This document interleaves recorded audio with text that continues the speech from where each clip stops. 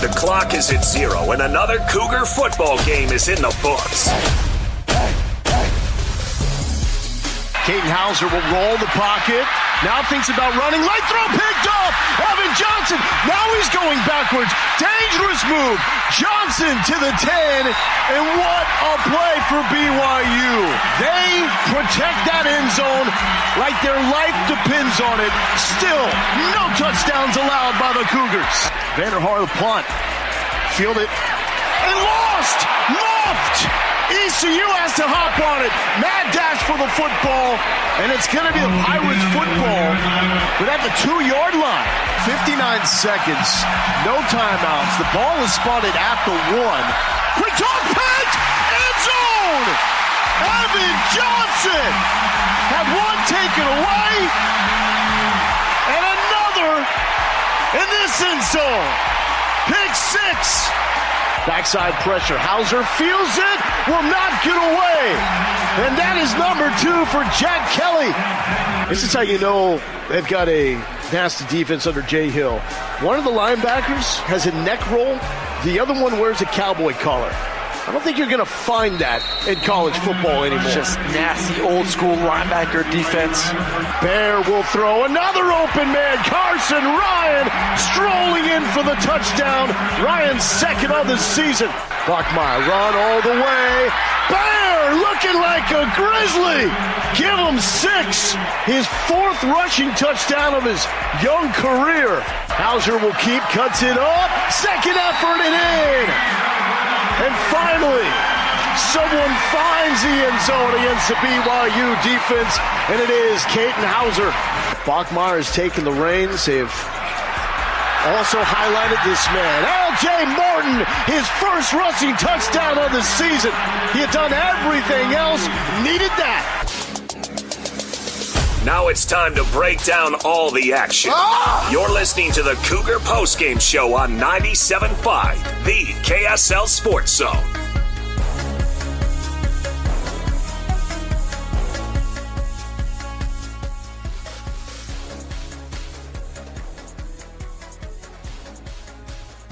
BYU gets the win 34-13 at East Carolina. Bear Bachmeier, true freshman, passes his first road test of the season, and we are here to break it all down. I'm Christian Esparza, Alex Napoles joining me. Quickly, Alex, before we get going, I got to give a shout out to Hatch for that post-game montage. I love that he included the cowboy collar and neck roll comment, because that is something that I brought up week 1. And I just think that everybody's got to take notice that these two linebackers are studs in their very own right.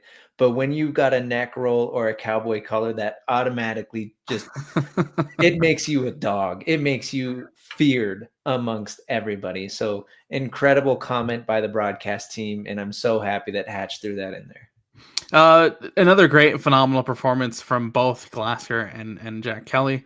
I think Jack Kelly finishes the night with 2 sacks, and that linebacker duo, I think after tonight, even with everything we've seen from them through the course of the first couple of games for BYU, they're still showing that they are probably the best linebacking duo in this conference, man. Phenomenal performance from both of them tonight. Yeah, they both played well. But the key to this BYU victory, and we got to start here, Bear Bachmeier, as I said, passing his first road test, starting his true freshman season for BYU. Of course, the first 2 games were at home, picking up wins there.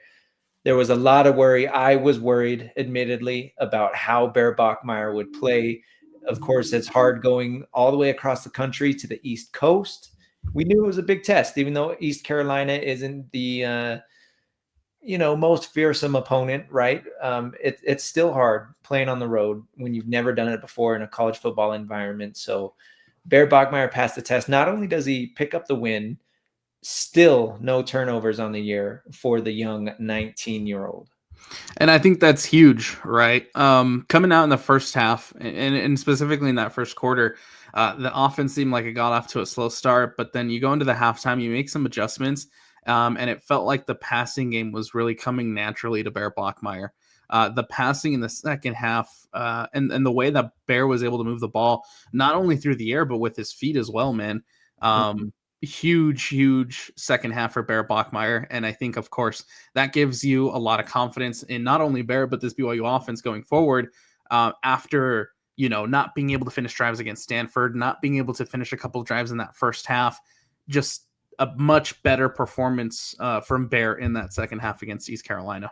Yeah, definitely. It took some time to get the offense rolling. And, they had the turnover on downs in East Carolina territory. And it was like, oh my gosh, they had a bye week since the Stanford game and they couldn't figure anything out, right? Like it felt like the same exact story. I think the offensive line probably had some adjusting to do. Of course, we talked a lot about Waylon Lapuaho making his return for the Cougs, right? And, you have to have incredible chemistry when you're playing against guys up front, and that can take some drives to make that adjustment and get used to playing with each other again. And at first I was like, man, this East Carolina defense has some nastiness to them. Yeah. And they did for a little bit, but really I think that was more of just BYU needing to find their footing. And again, your true freshman quarterback needing to settle in, but eventually it happened. And one highlight that I really liked was seeing both running backs on the field. I really loved that formation from A-Rod.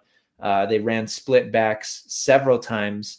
Loved seeing Sione Moa out there with LJ Martin. We know that LJ is going to carry a huge load for this offense, and Sione is going to play a big part as well. And that's all there to help Bear Bachmeier. 100%. Not the biggest night from Sione Moa when it comes to production yard-wise, right? Had 7 carries for 28 yards. I think his longest run of the night was only 8 yards.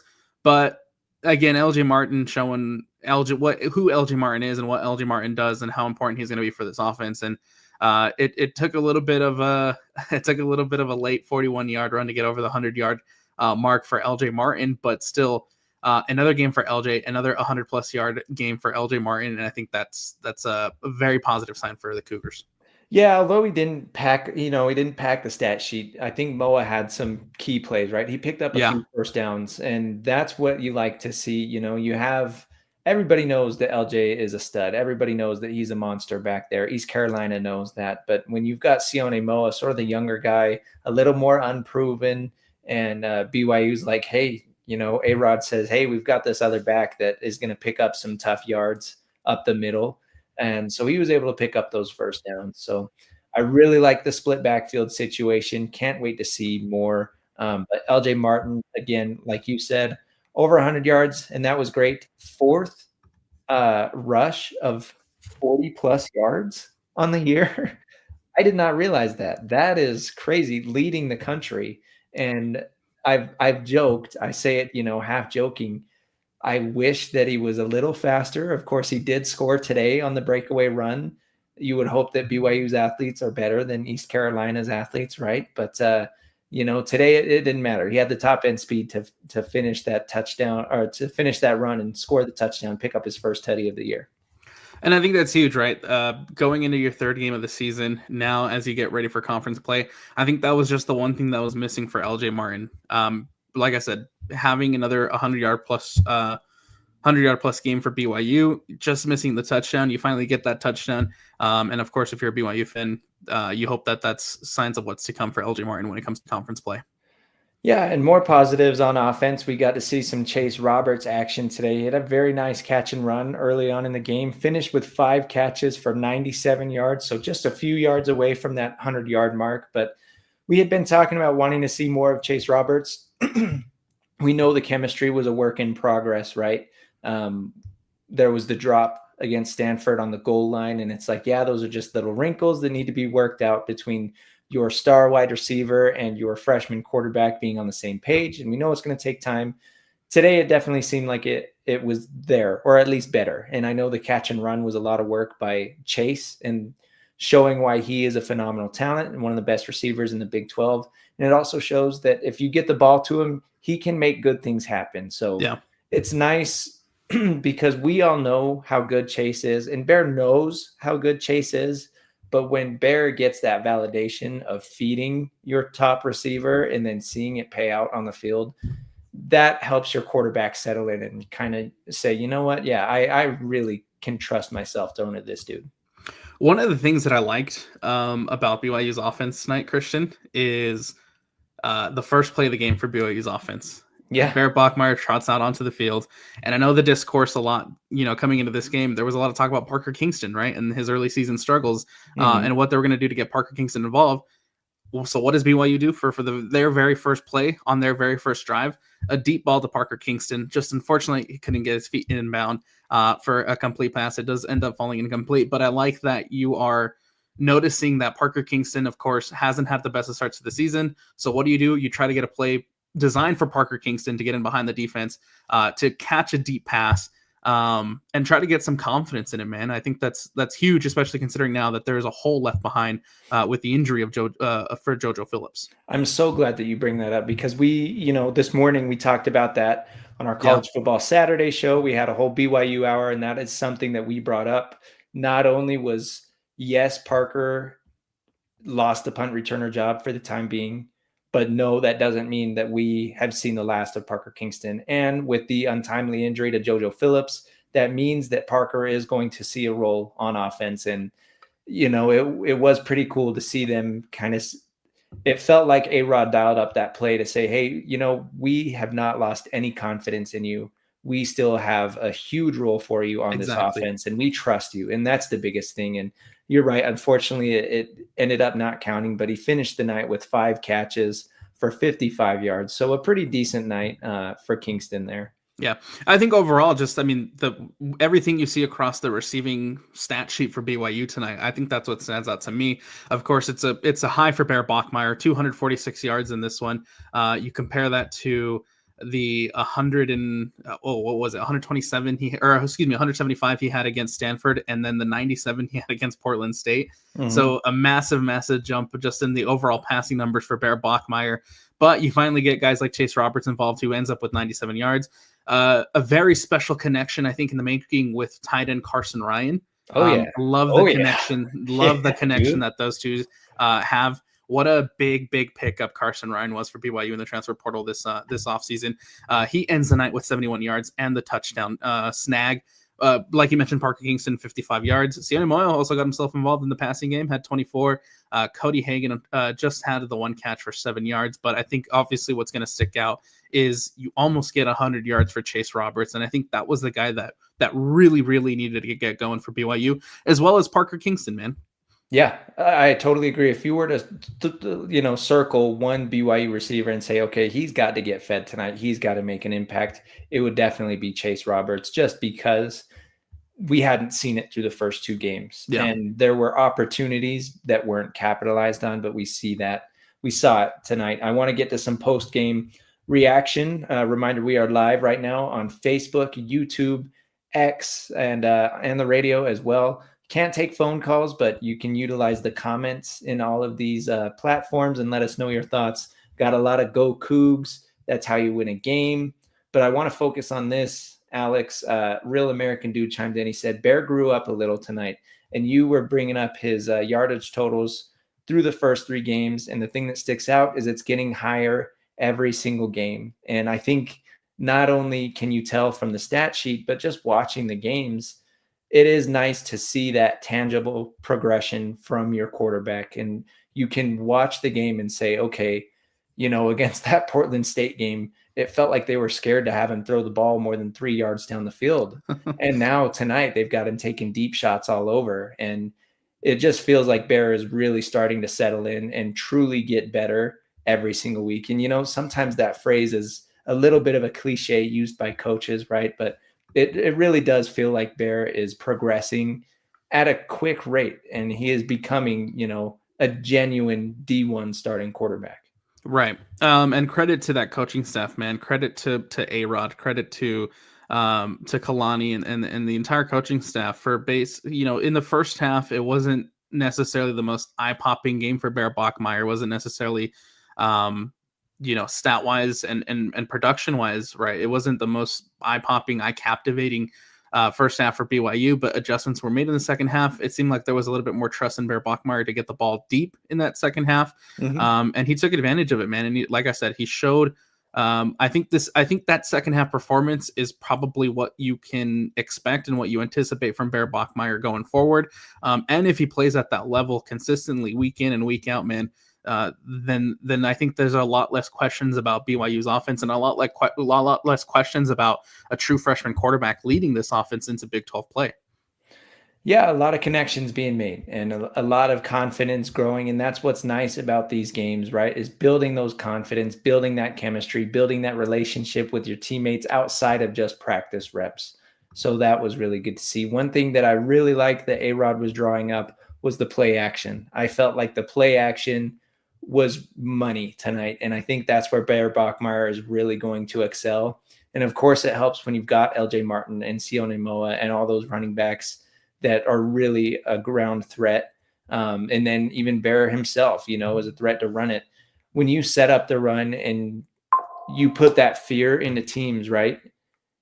The play action is money, like 90% of the time. And that's what we saw today. I think there were a few play action throws where Bear just ripped it across the middle. And it's like, man, that's what it's all about. Right. It is exactly what it's all about. And I think, again, if you can continue to get Bear Bachmeier the confidence in the play action, and if you can keep defenses guessing in the play action, I think that unlocks a whole nother level of what this BYU offense can do. And honestly, I think in the long term and in the long run, once you get into conference play, I think you'll look at that and you'll say that's what makes the BYU offense successful. And so I hope that they can continue to grow that and continue to build confidence on some play action, man. Let's see. Andy Williamson chiming in on X. He said, huge confidence game for Bear tonight. Actually glad that it started a little slow for him and started to click later on. Showed him that he can battle through adversity on the road in a hostile environment. So true. Yeah, absolutely, man. I think that's the biggest thing is the fact that, there was a lot of talk about it being Bear Bachmeier's first road test. How was he going to perform? What was he going to do on the road? Right. When it's a lot easier to play football when there's a crowd of 60,000 or so people behind you cheering your name, but it's a lot different when you have to go on the road in a different hostile environment and the people aren't cheering your name, right? They're cheering against you. But I thought that he handled it well. Like a slow start, able to bounce back from that adversity, right? Second half or halftime adjustments, I feel like were huge for BYU in this one. And like I said, that second half performance, I think, is a sign of things to come for BYU. Looking at some of the team stats, BYU 7 of 14 on third down. That's a great number, right at 50%. East Carolina was 6 of 15. That's about average. That's not bad. That's not phenomenal. The defense, though, of course, holding East Carolina to 119 rushing yards. That's going to happen when you've got linebackers. And then we did talk about Jack Kelly, 2 sacks tonight. Another shout out to Hatch, crowning him with the nickname of Sack Kelly. We'll see if that one sticks. But yeah, you had guys getting after it. Of course, Latui was all over as well. And then we saw Keanu Tanavasa making some plays. So, it was business as usual for the BYU defense. I don't think that they struggled by any means. I don't think this was necessarily their best game of the season. Obviously, it sucked allowing the first touchdown of the year. You're hoping to go as long as possible without allowing a touchdown.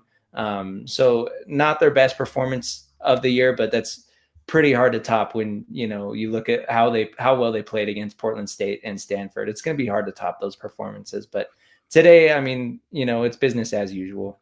Hard to replicate that, but nevertheless, I still think that they played a phenomenal game.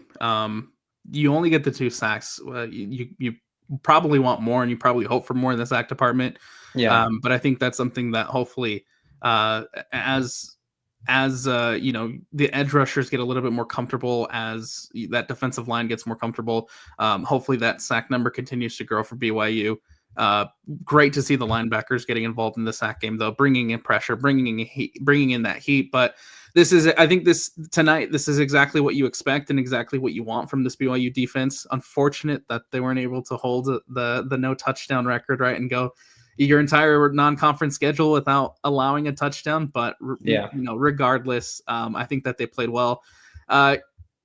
Hauser is no joke. I thought that he played a good game, and sometimes at some points kind of had that BYU defense on their heels. But then even in situations where they're knocking on the end zone, right, you have Evan Johnson coming in with an interception in the end zone to deny a score for them in that first half, and then obviously the pick six, huge for BYU. This defense, business as usual, exactly what you would expect. Great performance from them all around. Yeah, the takeaways are great, and the interceptions were awesome. Evan Johnson showing up and making some plays. Hadn't heard his name a ton through the first two games, but of course, with those opponents and who they played, you're not going to get tested a lot as the number one corner. But Johnson, we know, is going to be their number one corner this year, and when he was targeted today, he definitely made some plays. I want to give a shout out to Tanner Wall as well. He had an interception wiped off the board with a penalty. Yeah.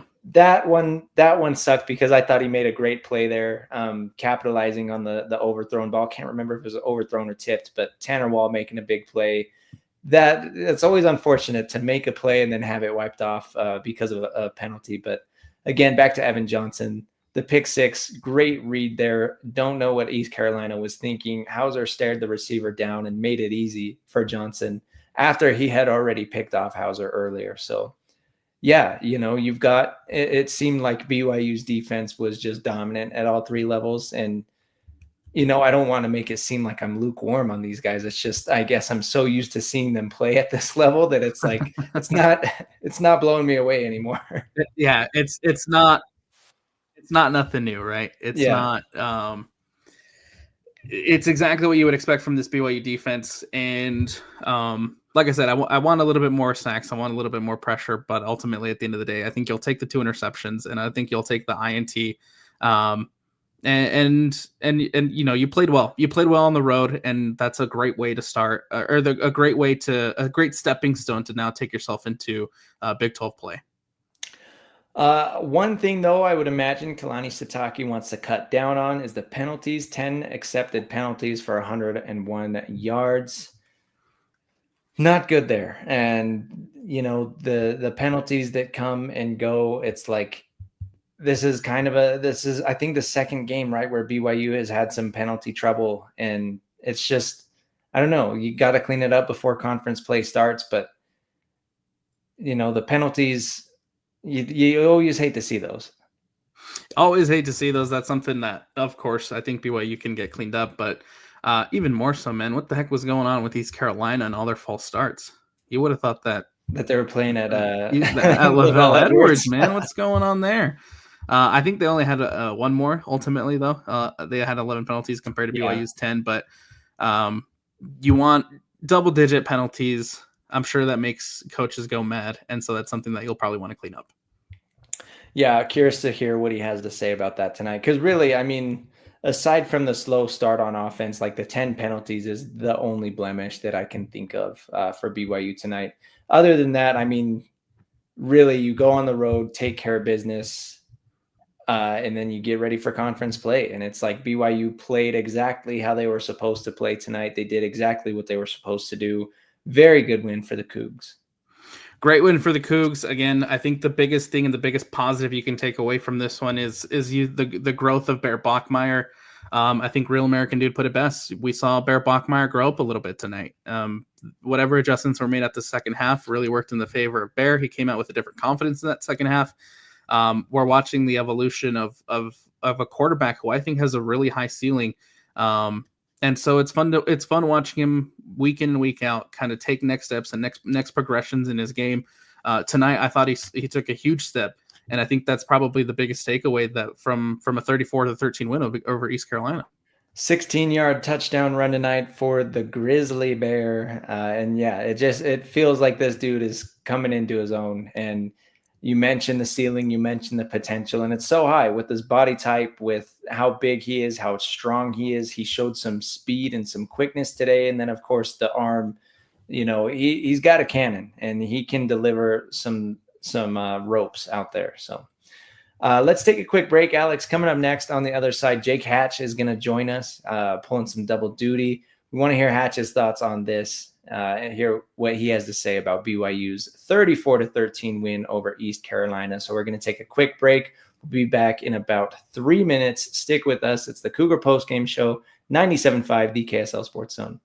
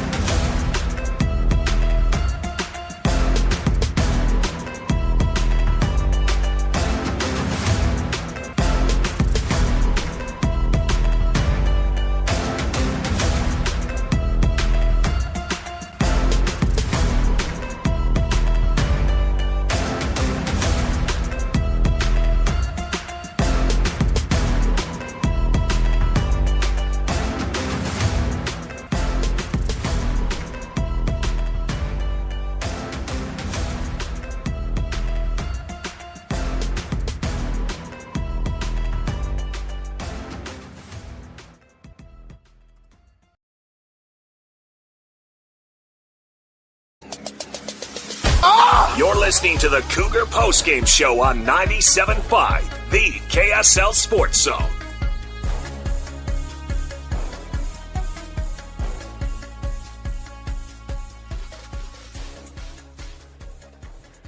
Cougar Postgame Show 97.5, the KSL Sports Zone. Christian Esparza, Alex Napoles. BYU picking up the 34-13 victory over East Carolina. And Alex, we have a guest ready to join us. Jake Hatch joining the show. Hatch pulling some double duty. What's up, boys? Giving What's us some going on, analysis Hatch? live from the studios. Hatch, Yep. initial takeaways. Honestly, a solid workmanlike win for BYU. They're 3-0. They've done what they expected to do. My good friend Cougar Stats, it's a Twitter account. If a BYU fan or anybody's out there that wants kind of intel on BYU, should follow them. This is the first time in BYU football history, guys, that BYU started a season 3-0 for 3 straight years. So pretty impressive stuff for the Cougars. Doing what they've done in the non-conference, and then they also added, since 2020, as the COVID year, BYU is 17-1 in their non-conference or first 3 games of the season. So early season dominance, kind of the norm for BYU right now. But I think the biggest thing for BYU is we saw Bear Bachmeier. You already kind of mentioned it earlier on in the post-game show. We saw him grow up tonight. That second half, really started to see him step into throws, gain confidence. I think really show what he's capable of.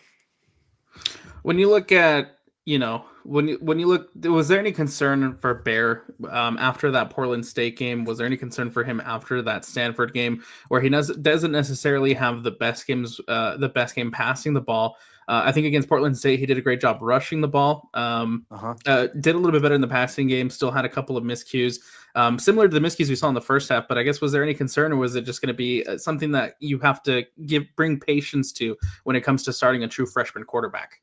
No, there's always a grace period, I guess is the best way to term it, for a guy like Bear. He's a 19-year-old true freshman, guys, and you weren't necessarily quite sure what you were really going to get out of him until you put him out there on the field and had the lights on and everything going on in the middle of a game. You can try and recreate everything about a game in practice as much as you want, but there's nothing that matches up with actually being out there when the game's live and guys are coming after you. And to Bear's credit, he's taken steps every time we've seen him out there. You mentioned Portland State, really showed some capability. Stanford, another step. But tonight, I think against a very aggressive blitzing defense, speaking of ECU, that really wanted to get after him, he struggled a little bit early on. There were some inaccurate throws, some he put at the feet of his wide receivers and the like.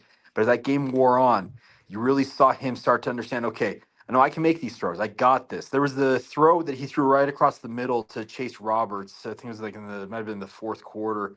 And I'm telling you, that window, minuscule, and he just absolutely fired a laser in there to Chase across the middle. Those are the type of throws you like to see, because that shows that he's got confidence. He is a confident QB when he's making that type of throw, and that means that BYU is going to be better for it, having him making those type of throws. Because now, guys, it's over in terms of like the easy games, to use that expression. Non-conference is over. You face Colorado next week. Now, the Buffs don't necessarily look like world beaters right now. In fact, they're struggling with Wyoming, who Utah pasted last week. Last I checked, we had it on the TV in the control room. But I think the biggest thing is you've got to continue to see these steps being taken. And so long as he continues to do that, BYU is going to be benefiting from it. Colorado 14-3 right now. Yeah. 7 minutes left until halftime. So they are at home against Wyoming. But yeah, that is, you talk about tests along the way. We knew the first road test was going to be difficult for Bear Bachmeier, and then next week conference play opens and it's boom. Now you got to be a big boy. You mentioned the confidence on the throw to Chase Roberts. Another pretty throw to Parker Kingston on the sideline. Yeah. I'm sure you obviously heard us talking earlier about Kingston and the storyline there after he loses the punt returner job, obviously to his own fault, right? Because he kept dropping, he kept muffing the punts, but clearly he's got a role on this offense. What do you think of Parker Kingston's role in this game tonight and going forward for the Cougs? Well, I think I don't know which one you made the point. I'm misremembering, I think, but you guys made the point earlier that you wanted to get some plays early on in this game to rebuild his confidence, and that's absolutely right. They want to make sure that Parker understands that, no, you're a valued piece of this offense. We need you to be at your best. And Parker is a guy that I think that it had been very easy for him to go into a shell after losing his punt return job. I think it's a job that he absolutely relishes. But to his credit, he did, apparently, from what I could tell tonight, he didn't really pout. He just went out there and played ball. Now, does he earn back that punt returner job at some point in the season? TBD. But I think the best thing he can do is exactly what he did do: is just go out and play ball, make plays, and be an impactful member of this team. Kalani Sitake has said it time and time again, guys, that competition, that's the overarching thing that comes from BYU's practices, is that your spot is never guaranteed week to week. You have to earn it every single day you're out there on the field. And Parker lost some responsibility, but I think with what he did tonight, I think an overall solid performance, he's going to engender some extra confidence in him going forward. Much needed confidence, I think, for Parker Kingston, especially in the absence of JoJo Phillips. They're gonna need Parker to step up.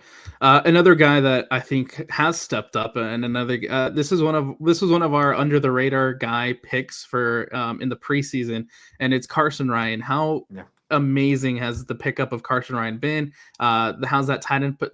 What's he doing at that tight end position for BYU, and that connection that he has with Bear Bachmeier? Well, here's the thing. He has made BYU's tight ends great again, to use that expression. And it's been a while. It's been a minute. You're not wrong. Ever since Isaac Rex suffered that horrific dislocated ankle at USC back at the end of 2021, BYU hasn't had a tight end of his caliber, and they've needed it. And to Carson's credit, he came in, took to this offense, and it's just been absolutely stellar for BYU. The nice part is a lot of people like to highlight his catches and the like. He's a very good receiving tight end. If you guys watch the games back, watch his blocking. He's an absolute beast. He's not the biggest guy out there, but he gets after it in the blocking game. And I think it's a critical cog that BYU's benefited from, is the fact that they can essentially have a sixth offensive lineman on the field with him out there in those blocking schemes. Carson is an absolutely incredible piece. Utah's loss was a major gain for BYU in getting him to Provo, and he very much looks the part of a star tight end that BYU fans are going to really enjoy having, and for as little time as it actually will be, because he's only got the one season. LJ Martin, another 100-yard performance, including his fourth carry of 40-plus yards, leading the nation in that category. Took him a little bit to get going, but clearly he is the focal point of this offense, and we saw that set up some nice play action throws. What are your thoughts on LJ so far, and I guess what his potential is for the Cougs? He's been everything BYU needed him to be this season. They needed him to be the bell cow, just the guy that they can rely upon, and he's absolutely been that.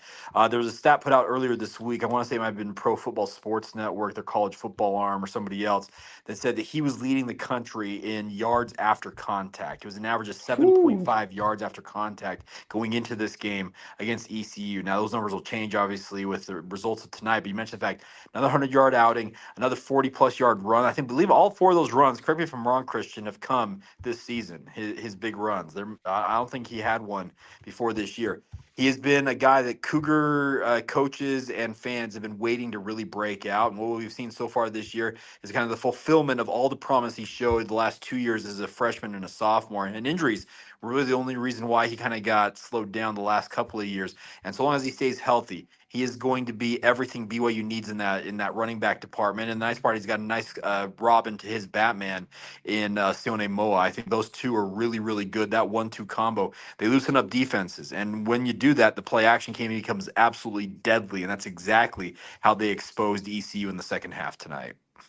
How important is it for BYU to, up to this point of the season, of course, no turnovers for Bear Bachmeier? Oh, dude, that might be key number one to BYU's success so far. The fact you have a true freshman through 3 games, his first 3 games as a starting quarterback, has 0 turnovers. That's absolutely elite. Now, has he made plays that were turnover worthy? Yes, there have been some. He's made some ill-advised throws and the like, but he has not been dinged for a turnover quite yet. He had the fumble early on in this game, but it was clearly down by contact. You saw his forearm hit the ground before that ball came loose, and the ground can't cause a fumble. So he continues to play fairly mistake-free football, and so long as he does that, in this day and age of college football, guys, the less mistakes you make, especially when it comes to turnovers, you're going to have a major, major opportunity to win more games and a lot of games than you are ever going to lose them. And that's exactly what they did. And BYU continues to win the turnover margin, and yet again, just shows that margin, whether you're plus or minus in it, goes a long way to determining if you're going to win a football game. Speaking of turnovers, Evan Johnson, first time that he's really been tested so far this season, and he definitely rose to the occasion. 2 interceptions tonight. Thoughts on him, who is supposedly CB1 for the Cougs? He proved his worth as a cover corner tonight. Now, I don't think he'll ever have an easier pick six in his entire life than he had, because when it's a whole 1 yard guys that he returned it for, pretty elite. But if you watch that play, he read the play perfectly. It's an ill-advised throw by Caton Hauser, and he broke on it very, very well and gets it. And the very play before that defensively was the interception that he did in the end zone. He got in the end zone, the other end zone, to prevent points for ECU. Those two plays back to back defensively were absolutely critical to BYU kind of turning the tide in this game, because had ECU scored on that drive, he got this first interception on, the complexion of this game may have been a little bit different. I don't know necessarily going to say that BYU is going to lose, but I'm just saying they get points on that drive, they get a touchdown. It's a completely different feeling in that ball game. And when he makes those back to back interceptions, those are huge, and those were backbreakers in many ways for ECU, and you can't say enough about that young man. I don't know how much you guys know of his background. He was an offensive player in high school. He's from the Monterey Peninsula area, out where like Pebble Beach is at. So not an area that's a hotbed for recruiting. BYU was his only offer, guys. They saw a potential in him. They brought him in and said, "Hey, I know you played wide receiver and running back and whatever else in high school. You're going to be a cornerback for us." And it took a couple of years for him to really take to that position, but it's a credit to Gennaro Guilford as BYU's cornerbacks coach in developing him, and he has very much emerged as BYU's top cover guy this season, and that's a really, really cool story to see him exceeding. Through 3 games now for BYU, what has stood out the most to you on the defensive side of the ball? Whether it's a player, whether it's big plays, what stood out the most so far from this BYU defense? The fact that it took 35 drives, guys, for them to give up a touchdown. It was 11 and a half quarters. It was 8 minutes to go in the fourth quarter before they gave up a touchdown. This defense is downright stingy. Jay Hill, whatever he wants at BYU, whatever it's going to take to keep him in Provo, BYU needs to do everything within their power to keep him there. Now, I think he has aspirations of being a head coach once again at some point, and ultimately that pull, I think, will pull him away from Provo. But for however long he's in Provo, that defense has proven itself, and he has proven himself as a defensive coordinator to be downright elite. He's got linebackers like Jack Kelly and Isaiah Glasgow who are absolutely awesome. Keanu Tanavasa continues to be an absolute beast in the middle of that defensive line. And then the secondary, you guys already mentioned Tanner Wall. Logan Latui owes Tanner Wall an interception, because Logan Latui was the guy who got flagged for that illegal sub. Get off the field, because if you're Tanner Wall, you're going over and like, dude, you owe me an interception, because that was mine. But, yeah, and that was a nice play too. Yeah, it was. It was a really, really elite play. But the thing about it is every level of this defense is balling out right now. Defensive ends are bringing pressure. It is a complete, 180 degrees from just a few seasons ago when BYU seemingly couldn't stop anybody. I remember there was back-to-back games. It was Arkansas and somebody else. They gave up 600-plus yards in back-to-back games. That's when Elisa Tuiaki went to Kalani and offered to resign. Kalani said, "Hey, I'm going to step in as defensive coordinator," and they also made the change at the end of the season. But since then, Jay Hill has had this defense. You want to use that scale? It just goes up and up and up and up, and it's absolutely elite. So to break it down, I just said one word: elite is what BYU's defense is right now.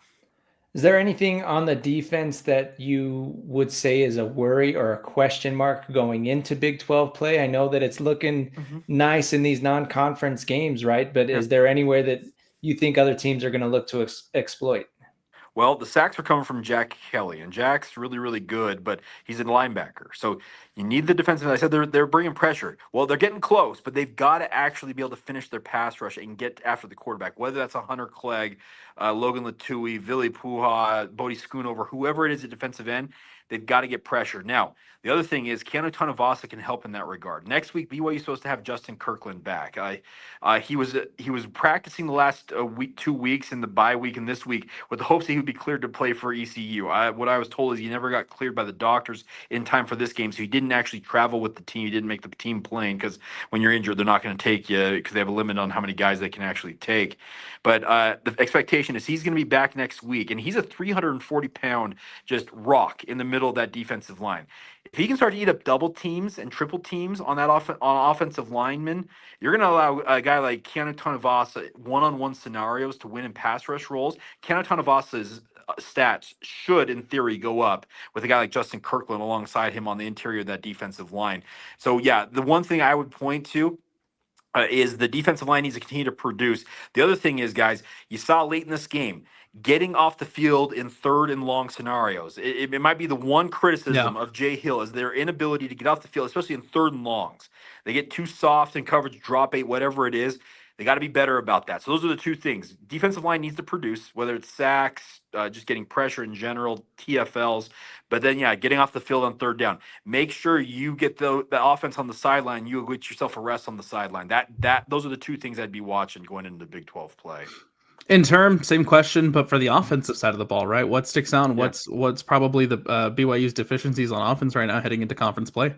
A young quarterback, there's going to inevitably be better defenses that Bear Bachmeier is going to face. There's just zero doubt about that. The likes of Utah, Texas Tech are out there on the horizon. They're a few games away, but they're going to test him. They're going to essentially load the box and force him to throw the football. And to his credit against ECU, he proved in the second half he could make those throws that loosened up that defense. Other teams, they're going to put 8 and 9 man boxes out there and say, okay, beat us. And that is what he's going to have to prove. You want to continue to see the offensive line clean up because there's a lot of holding calls. There's legal hands to the face by Andrew Gentry in this game. Those got to be cleaned up. You can't have those mistakes. Those are absolute drive killers in many respects when you have 10 and 15-yard penalties from your offensive line. So got to clean that up. But, yeah, those are the things I would kind of off the top of my head I'd mention is just this young quarterback. He's making progress, but you've got to make sure that he continues to make said progress and avoids catastrophic mistakes. He hasn't made them to this point, but better teams will test him, and he's got to be able to pass those tests. And, yes, the offensive line, I think it's good, but it needs work. It's got to clean up its mistakes. Chase Roberts, dang near 100 yards receiving tonight, 97 yards. How nice is it to finally see that connection after a little bit of worry after the first two games? Yeah, it's good to see. Here's the thing about Chase is I have said it multiple times. When in doubt, find number 2. I'm speaking like if I were Bear Bachmeier, look for number 2 because all Chase is a sure-handed wide receiver. He actually had a drop tonight in this game, and I was about floored when he dropped it. I was like, hold on, Chase doesn't drop passes, but he's a very reliable target, and it's nice to see you mentioned the relationship between him and Bear kind of blossom in this game. The hope is it gets better and better because Chase has got aspirations of playing pro ball next year, and you got to produce, and he's got to have more balls thrown his way. One thing I really enjoyed about as the season progressed last year, to use kind of draw a parallel, is that Jake Retzloff really started, like I said, in critical scenarios, targeting number 2, speaking of Chase Roberts, because he knew Chase was going to come up with a big play. So I think Bear, as the season progresses, will start to realize, you know what? I got this ultra reliable guy out there in Chase Roberts. I'm going to get the ball to him. And I really do think it's going to be something that they're going to need to continue to work on. But it was good to see progress in that regard tonight. Progress. I think that is the biggest thing, and that's what you want in these measuring stick games and these non-conference games. So I think that's a great way to put it. Hatch, thanks for pulling double duty for us. Thanks for stepping out of the stew to give us some insight. Great stuff, man. Really appreciate it. I'm gonna hop back in and actually produce your show. All right. Okay. Thanks, man. Thank you. Jake. See you, boys. All right.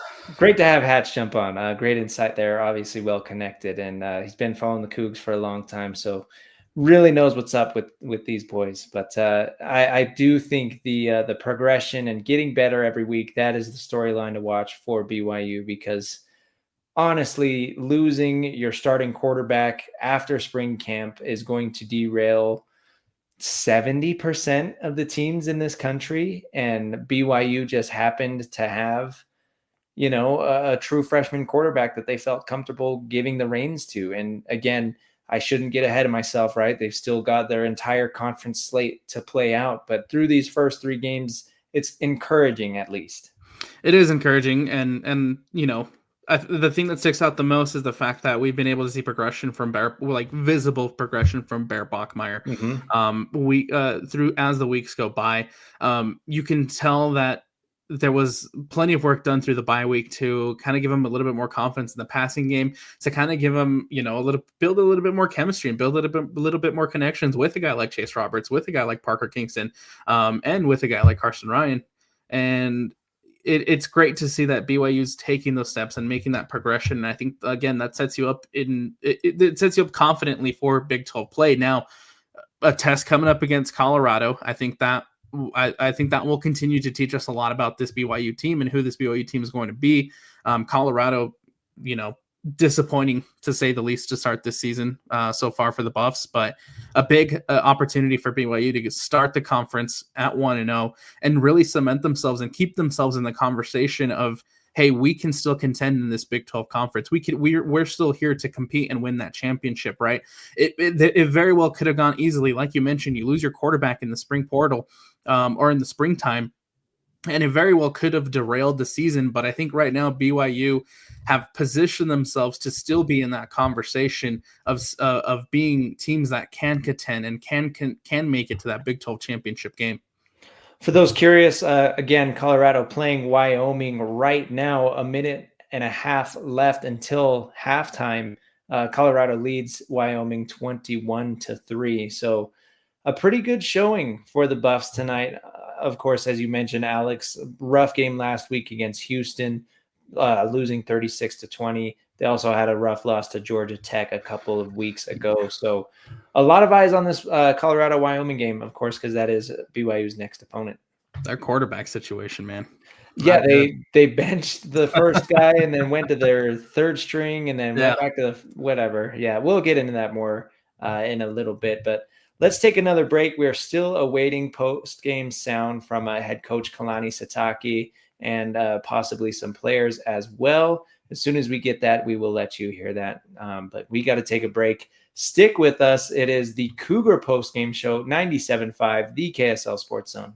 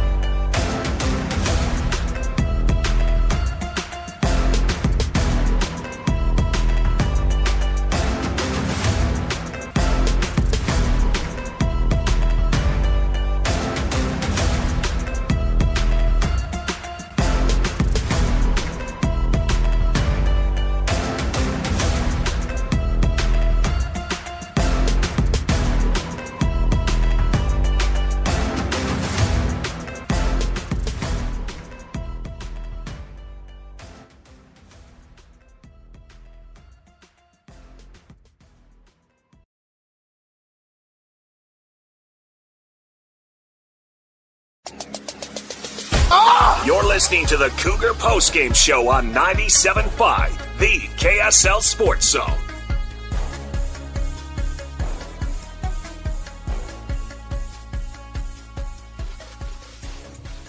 Cougar Postgame Show 97.5, the KSL Sports Zone. A lot of people starting to come in and join the fun, Alex. Let's encourage people to send some comments in. Let's get some post-game reaction. I want to hear people's thoughts as BYU wraps up conference play 3-0. Of course, welcoming Colorado next week to open conference play. So what are your thoughts on the Cougs so far? Let us know in the comment sections, Facebook, YouTube, X. We want to hear your thoughts on the Cougs, whether it's on this win tonight in particular or just BYU in general. Let's get some fan reaction going. A lot of good reactions so far. A lot of good comments coming in. I think a lot of it reflects a lot of what we've been talking about where, we're watching the growth of Bear Bachmeier and a lot of positive talk when it comes to the defensive side of the ball. Yeah, we know it is funny. There is some talk back and forth about, splitting hairs over the defense. That's how good they've been. But at the same time, they did allow 400 yards to East Carolina. But then on the other hand, East Carolina is a pretty good offense. So I do think this is, it's by far the best offense that BYU has played so far. Maybe the offense is better than Colorado's offense. It's not better than TCU's offense. It's not better than Iowa State's offense. Maybe better than Utah's offense. Smirk, TBD. We will see there. But the point is BYU is going to face some tougher offenses than this down the road. But up to this point, it was a good kind of a marking stick to show, even though the yardage number was a little higher, the defense made plays when they needed it. Specifically, I'm thinking of the Evan Johnson interception in the end zone to take away any points from East Carolina. Exactly. And I think that's probably what stands out, right, is they are a better offense. Again, I thought Hauser had a pretty good game, despite throwing the 2 interceptions. I thought he moved the ball well at times, right? There was Jake Hatch brought it up. There was a couple times where they were in 3rd and 10, 3rd and long situations where they were able to pick up the first down and beat some of that BYU coverage and made some big plays to extend their drives. But ultimately, I think in moments when it mattered, in moments where BYU's defense came up with the stops, obviously that reflects in the score, right? You allow them 404 yards, which is not ideal, but I think ultimately at the end of the day, I think you'll take 13 points on the road, right? It's a great building block for you to allow your defense to go into Big 12 play with. Your yardage number isn't what wins you games. Your total points does. And at the end of the day, 13 points. If you're allowing 13 points, you're going to be dang near anybody. Getting some comments rolling in. Hunts said, I was impressed by Bear. I felt like the defense let up too many big plays against a mediocre ECU team. ECU could have easily scored 2 more touchdowns. They were first and goal too many times. I get it. I get that, I think some of it's maybe regional. I wouldn't say that. ECU is not world beaters. They're not a team to scoff at. I would say their league's better than Stanford, right? So it's not like you're giving, if you give up 400 yards to Stanford, then that's a problem. That's a problem. That's a different conversation. This ECU team, we knew that their passing attack was incredibly potent coming in. They were averaging over 300 passing yards a game, so they cleared that average. But again, the total points is what I'm worried about at the end of the day, and you still finish with a couple sacks. You finish with a couple takeaways. I'm not necessarily worried about 400 passing yards. That's what they do. And frankly, it led to 13 points, and BYU's defense made plays when it mattered. Exactly. Those takeaways, specifically that takeaway in the end zone by the BYU defense, is what stands out, right? It could have been a big momentum shift and a big momentum swing had Hauser and that offense been able to punch it in, towards the end of that first half. But the reality is BYU's defense, as they do come up with big plays at big times, they throw the interception, and I feel like that kind of gave BYU a little bit of momentum. But then you go a couple drives later, where you get the pick six. And I think that's ultimately the biggest momentum shift in this one, right? One of the things, and I think one of the biggest takeaways for me, and one of the things that stands out the most, is the fact that even when BYU's offense is struggling, even when BYU's offense is a little bit slow at moving the ball, you can still rely on that defense to give you juice. You can still rely on that defense to set you up in perfect positions and kind of fire up that offense. I feel like that pick six to end the second half not only ignited, it ignited that offense. And the reality is they showed a lot better in that second half than they did in that first half. I totally agree. I do want to clarify. I misspoke. I said that BYU allowed over 400 passing yards. They allowed over 400 total yards. Yeah.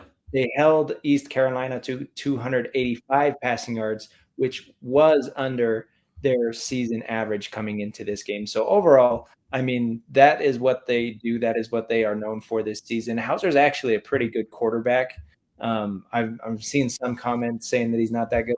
He's a pretty good player. I mean, he's not at some of the level that a lot of these Big 12 quarterbacks are that BYU is going to be facing, right? But by far the best offense they've faced this year, by far the best quarterback they've faced. And holding them under their season average, I think, is a win. And again, only 13 points, a win there. E. Forsey chiming in, they said, sorry, shouldn't assume, play calling improved in the second half. We got to get to that because I totally agree there. I don't know if it was play calling or execution, I guess, but you go over the drive chart from the first half: field goal, turnover on downs, punt, field goal, punt, and then you get the touchdown late in the second half. I think the play action was utilized a lot more in the second half, and overall just kind of simplifying the plays, simplifying the reads for Bear, and then Bear maybe it's a little bit of both, right? Maybe Bear settling in and becoming more comfortable. I think, there was a very stark difference, though, between the first and second half. Absolutely. And in that first half, there was a little bit of a feeling of that Stanford game, right? Where BYU wasn't able to finish drives, wasn't able to punch it into the end zone, had a little bit of red zone struggles, right? You have to settle for a field goal on your first drive. You turn the ball over on downs, your second drive. You punt it away. Then you settle for another field goal, then you punt it away. And so a slow start to BYU's offense, but then in that second half, you punt your first drive, you score the touchdown. And I think, that pass to Carson Ryan, and I think that gives you confidence. And then, of course, you go touchdown in the fourth quarter to really put this game away. And again, just the difference that we saw from Bear Bachmeier and the passing attack in that first half, it's night and day difference to what we saw in the second half. And again, I think that's something that should give BYU fans confidence heading into conference play. Yeah, and speaking of conference play, Colorado, we mentioned they are at Wyoming, they're hosting Wyoming. They are up 21-3 at halftime. Saw some people taking jabs at Utah in the comment section saying, I thought Wyoming was a quality opponent. You know what? Wyoming's not a bad football team, though. So for Colorado to be up 21-3, I think that is a sign that this Buffs team is probably better than their 1-2 record. Even if they're probably going to finish tonight at 2-2. I think that's going to be another tough test because you got to go into Boulder to open Big 12 play. So, you talk about kind of baby steps and your opponent getting better every week, and that's going to continue. Like, that doesn't stop with this ECU team. Next week, you open conference play on the road against a team that, of course, they lost their best players from last year, but they were one of the top teams in the Big 12. And, that has to mean at least something, right? It does. And, I think a lot of it will come down to the quarterback situation, kind of where Colorado is. I think with a win tonight against Wyoming, that team gets a little bit more confidence, plus BYU on the road.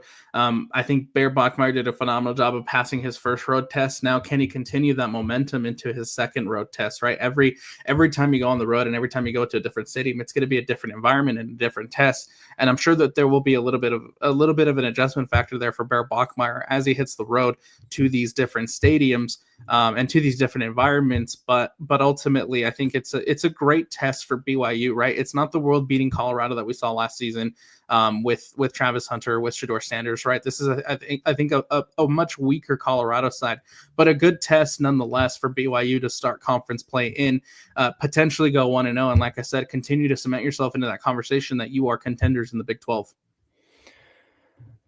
Offensively, saw a lot of good things, saw a lot of good connections tonight. Let's rehash some of that. Chase Roberts nearing 100 yards. Of course, he did have another drop tonight, which is weird. Considering that he had a drop against Stanford on the 1 yard line, but nevertheless, you can feel that connection becoming stronger between him and Bear Bachmeier. And we both really like Chase Roberts. We talked about him as being one of the best receivers in the Big 12. So when that connection is fully established, how high do you think that ceiling is between not just Chase Roberts, but then that allows everything else to open up between Carson Ryan and Parker Kingston and some of these other weapons for Bear Bachmeier? But we know that, of course, Chase Roberts is going to be the best of the bunch. Yeah, I think if you can consistently get Chase Roberts in a position where he's putting up near 100 yards per game, like similar to what we saw tonight, he ends up with 97, just 3 yards shy of that 100 mark. But I think ultimately, if you allow Chase Roberts to find his groove and get him where he's consistently putting up this type of production, this type of yardage week in and week out, I think that opens up the playbook. I think that opens up your options in the passing game a lot more, right? Because teams are going to have to go and maybe possibly double cover Chase Roberts and maybe put a little bit too much into Chase Roberts, right? And that might open up Parker Kingston. That will open up Carson Ryan, right? And so I think Chase Roberts, just as much as Bear Bachmeier, those two are the most important keys to this BYU offense, right? He has to get going week in and week out. He can't have the slow starts like he did against Portland State. He can't have a little bit of a lesser game like he did against Stanford. I think this is the production you saw tonight from Chase Roberts is, I think, exactly where you want to see Chase Roberts week in and week out. Again, unfortunate that he's just 3 yards shy of the 100-yard mark. Seeing some comments continuing to roll in. Please, we love the reaction. We want to incorporate the listeners and the viewers into this because obviously you guys are the fans and you have thoughts that you want to have shared. And we love to bounce off of that and get that interaction. So reading some of this, somebody said that Texas Tech is the only tough team on the schedule. I don't know if I necessarily agree with that. Utah is always going to be a tough game, even though they put up a stinker today. I don't think that changes the outlook of that game. Iowa State, of course, they are the highest ranked team in the Big 12 right now. And then TCU, I think, could give fits as well. But obviously, you have the Utah and TCU games at home. Iowa State and Texas Tech are on the road. So I wouldn't say that Texas Tech is your only tough team remaining. There's still a couple of tough teams. But I am interested to see how the Big 12 shakes out, especially after that Utah and Tech game went down today. I still think that that 4-game stretch that starts with Utah, right? You got Utah at home. You go to you go to Iowa State, you go to Texas Tech, and then you play TCU at home. I think that 4-game stretch is still going to be what makes or breaks BYU season. Very, very tough, difficult stretch for BYU to go basically have 4 contenders in the conference go back to back to back to back. I wouldn't say Texas Tech. I mean, they might be the toughest game maybe on paper right now that I'm looking at and saying that that's probably the toughest game. But I think overall, just that entire stretch will be incredibly difficult. And it really has the possibility to make or break the season for BYU. Yeah, and it is nice to see Bear Bachmeier taking these steps and looking better every single week, and even throughout the course of this game. Like, he looked better from the opening kick to the end of the game, and you just wonder how much that continues once you get into conference play. Because again, to remind you of BYU's schedule, you're at Colorado, then you return to Provo and you host West Virginia, then you go on the road again down to Arizona before hosting Utah in the middle of October. So not an easy schedule there for BYU. I think that Bear, has had some good non-conference games to sort of get his feet wet, learn what D1 football is all about, build some chemistry with his teammates, build some confidence in himself, knowing that he can run people over like we saw last week or sprint into the end zone like we saw today. But ultimately, once you start that conference play, I think I'm worried that Bear's going to have a little bit of a wake-up call if they start slowly like they did today. And I think that's going to be a key heading into that Colorado game, and honestly in that West Virginia game too, right? don't allow yourself to start off slow. Don't allow yourself to have a similar start to what you saw against Stanford, and to what you saw against tonight against East Carolina. I think if you start the game the way you finish this one, and what I mean by that is if you see the Bear Bachmeier that played in that second half against Colorado, I think you have a really, really good shot of going into Boulder and bringing back a win, going 1-0. And the same thing can be said about that West Virginia game. It's about starting off the game right. Don't allow yourself to start slow, because even though East Carolina, they are a step up offensively from what you saw against Stanford, I still think that, you have there's a step up there too when you see Colorado and West Virginia from even East Carolina. And in the Big 12, right, those teams can punish those slow starts. And that's something that I think BYU wants to win and I think ultimately needs to avoid if they want to continue to be good in the Big 12. Yeah. And, one thing we got to bring up, and I'm happy that Samalu Alafipo was bringing this up, the special teams takeaway. Really big play there. I can't remember, was it an actual takeaway or did they just pin them on the 2-yard line when the returner muffed the punt and then BYU tackled him on like the 2-yard line? I don't think BYU ended up taking it away, but nevertheless, the special teams play has been incredible. And sorry if that's not the play that you're thinking of. If I'm misremembering it, but Will Ferrin continuing his streak of consecutive field goals made. And I feel bad that we haven't brought up special teams yet, because that has been special. Kickers are people too, man. Come on. Yeah, you're right. Will Ferrin, they're very, very, it's great to have a guy like Will Ferrin on the team, right? Because in close games, when you need to rely on that kicking game, when you need to rely on putting up points through field goals, right? You want to have a reliable kicker. You want to have someone that is going to walk onto that field and get you 3 no matter what the situation is. And I think Will Ferrin is that guy for BYU. And again, that can come very, very handy once we get into Big 12 play. And once you get into Big 12 play, when there's potential for closer games, special teams, defense, I think those two have been very, very special units for BYU this season. Now you're finally starting to see that offense kind of click too, and Bear Bachmeier finally start to click too and find his groove in the passing game. If they can all come together, BYU's in a perfect spot. All right, let's get to the podium. Kalani Sitake has wrapped his post-game presser. We can only carry a limited amount of that, but we at least want you to hear his opening statement. So here is Kalani immediately following that victory.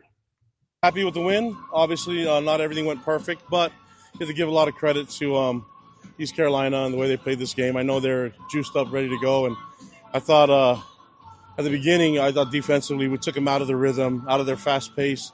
Our guys defensively, I thought Jay did a great job getting the defense to respond and play to their speed, and then they end up not going as fast as they did before, which was a huge benefit for us and for Jay to get his calls on the sideline. But obviously, offense, we had some mistakes that took us out of drives, a lot of penalties, not disciplined enough as a team, but we'll get that fixed. I mean, if we just move our feet instead of grabbing, I think we'll be fine. But I had to look at the film, the uncharacteristic mistakes, and just like I didn't like the taunting penalty and all that. We're so much better than that. So I need to do a better job of getting these guys more disciplined. But thankful that we got the win.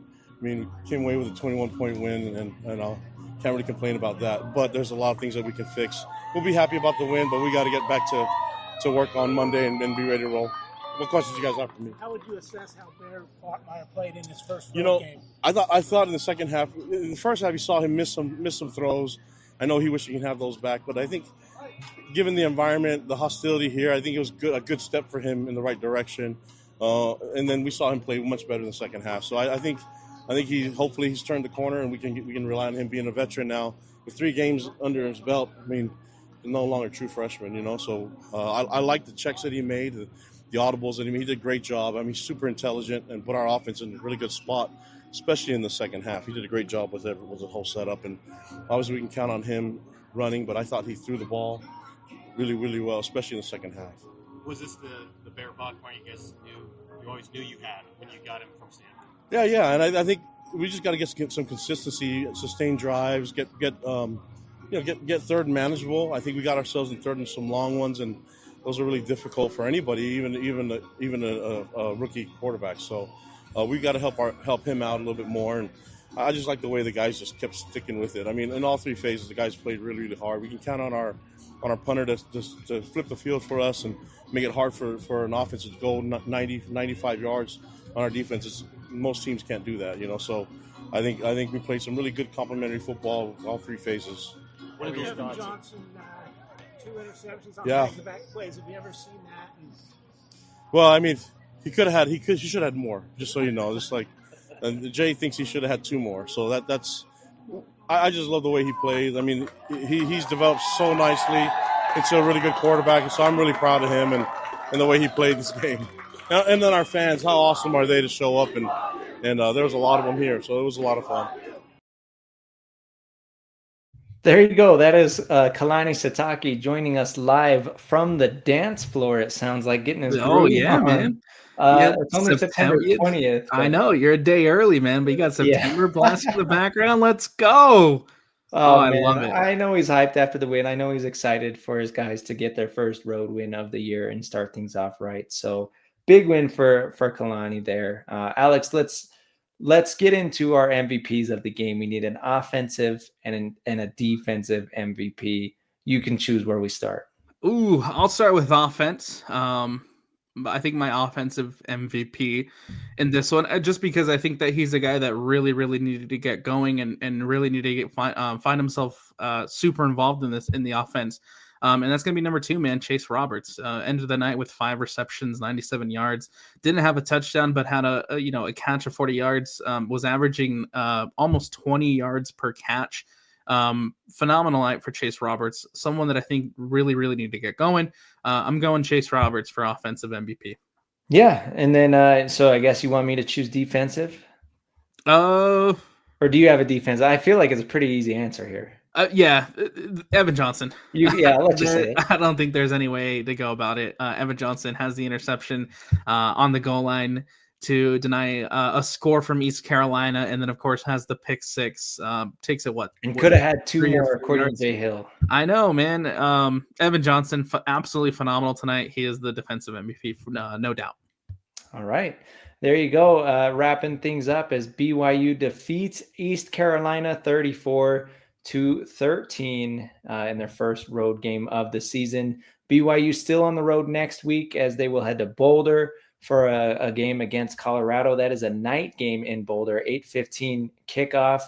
Be sure to join Alex and I for the post game immediately following the game for that one as well. And also tune into College Football Saturday, every Saturday from 10 to noon on 97.5 at 1280. We preview all of the college football games across the state of Utah. So long Saturdays for us, Alex, especially a long one today, but it's been fun, man. And can't wait to do it again next week. Can't wait to do it again, man. We've been up since 5 a.m. bringing you wall-to-wall coverage of everything college football across the state of Utah.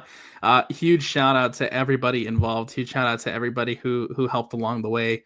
Sean, Jake Hatch, who's producing for us right now, Alex Curie, Lloyd Cole, Stone, everybody who made today such a fun day. Everybody, Kyle for sending sound in too. And thanks Kyle Ireland for sending us the sound from East Carolina. Fun day, man. Fun day. Yeah. Can't wait to do it again next week. Okay, catch you next week, man. This was the Cougar Post Game Show, 97.5, the KSL Sports Zone.